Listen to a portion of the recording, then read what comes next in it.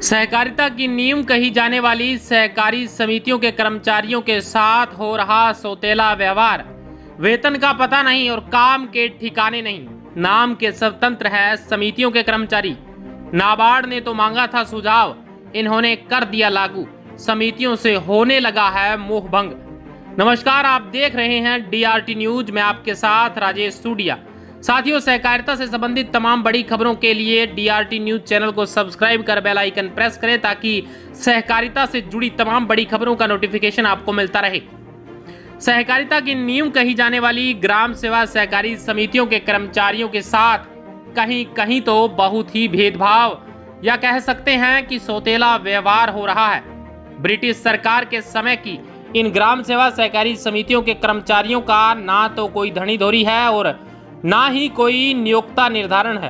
पुराने समय के व्यवस्थापक बताते हैं कि जब हम इन सहकारी समितियों में काम करने लगे थे तब एक सरकारी अध्यापक से भी अधिक वेतन हमारा हुआ करता था।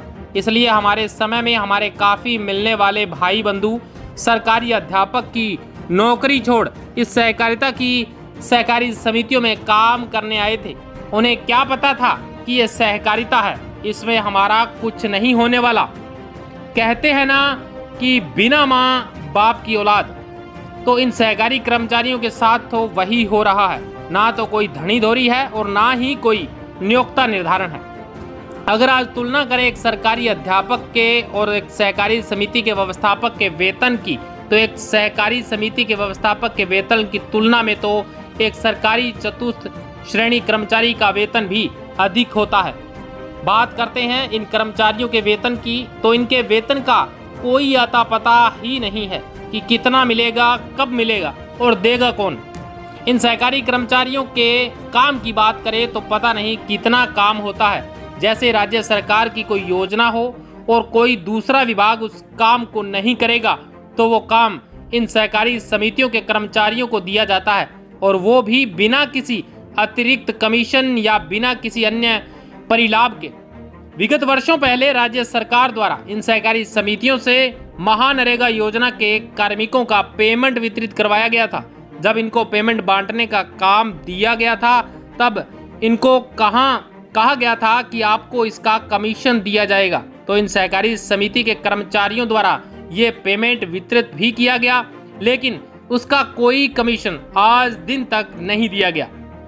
वहीं महानरेगा योजना का पेमेंट जब दूसरे किसी विभाग द्वारा बंटवाया गया तो उनको पहले कमीशन दिया गया और आज भी दिया जा रहा है।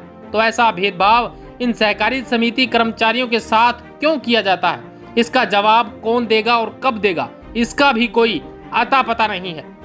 कहने को तो स्वतंत्र है ये सहकारी समितियों के कर्मचारी, लेकिन धरातल पर और हकीकत में ना तो ये स्वतंत्र है और ना ही इनको सरकार और विभाग अपना कर्मचारी मानते हैं। कागजों में स्वतंत्र कही जाने वाली ये सहकारी समितियों में अपनी मर्जी से तो व्यवस्थापक एक पेन भी नहीं खरीद कर ला सकता।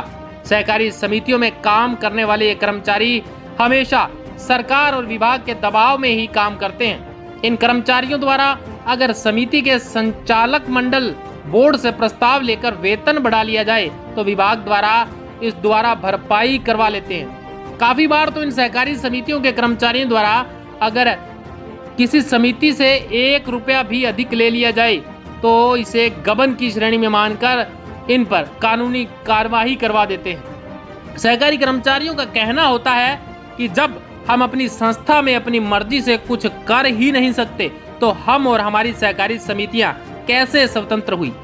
इनका कहना होता है कि हकीकत में ना तो हम स्वतंत्र हैं और ना ही हमारी समितियां स्वतंत्र हैं। वरिष्ठ व्यवस्थापक बताते हैं कि कुछ समय पहले नाबार्ड ने एक सुझाव मांगा था कि 3 टायर से 2 टायर सिस्टम कर दें तो कैसा रहेगा। इस विभाग द्वारा उस सुझाव के हिसाब से इन सहकारी समितियों को बीच से खत्म करने में कोई कसर नहीं छोड़ी। आज ये सहकारी समितियां सिर्फ कमीशन पर काम करने वाली दुकानें बन गई है। जैसे समिति किसानों को ऋण बांटती है तो उसका कमीशन, खाद बांटती है तो उसका कमीशन, राशन वितरण करती है तो उसका कमीशन, और अन्य कोई व्यापार करती है तो उसका कमीशन मिलता है। वरिष्ठ व्यवस्थापकों का कहना था कि आज सहकारी समितियां ई मित्र बनने वाली है, या कह सकते हैं कि ई मित्र बन चुकी है। कहते हैं ना कि अगर कोई काम किया जाए और उसका उचित मेहनताना या दाम नहीं मिले तो अपने आप ही उस काम से मोह भंग होने लगता है। वैसा ही कुछ इन सहकारी समितियों के कर्मचारियों के साथ हो रहा है। इन कर्मचारियों द्वारा बड़े ही चाव से समितियों में काम किया जाता है, लेकिन जब बात आती है इनके वेतन की तो ना के बराबर इनका वेतन। वरिष्ठ व्यवस्थापक बताते हैं कि अगर इन कर्मचारियों को अच्छा वेतन दिया जाए तो इनका भी मनोबल बढ़ेगा और काम करने में भी रुचि लेंगे ये सहकारी कर्मचारी। इनका कहना था कि कहते हैं ना कि जैसा दाम वैसा काम। आजकल तो इन सहकारी समितियों के कर्मचारियों को सरकार द्वारा भेजे जाने वाले ब्याज का इंतजार है कि कब वो ब्याज आए और कब हम वेतन लें।